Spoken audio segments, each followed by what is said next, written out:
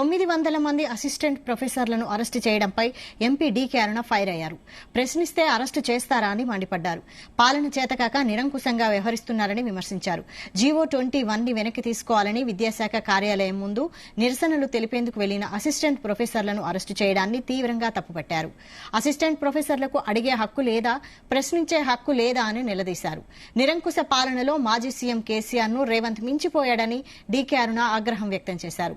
Arrest చేసిన assistant ప్రొఫెసర్లను వెంటనే విడుదల చేయాలని డిమాండ్ చేశారు.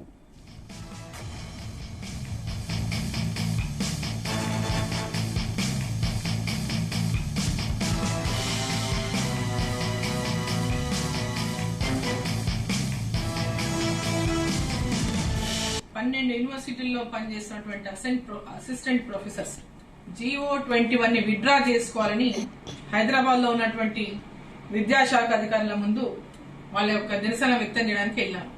ప్రభుత్వం వారిని పిలిచి మాట్లాడాల్సింది పోయి 900 మందిని, ఈ వివిధ యూనివర్సిటీల్లోంచి హైదరాబాద్ కు వచ్చినటువంటి మెన్ 700 మంది, విమెన్ 200 మంది, ఇంతమందిని 13 పోలీస్ స్టేషన్లలో పెట్టిండు. ఈ రాష్ట్ర ప్రభుత్వం గతంలో మనం కేసీఆర్ ను చూసి అనుకునేది, కేసీఆర్ ని విమర్శించుతున్నాం.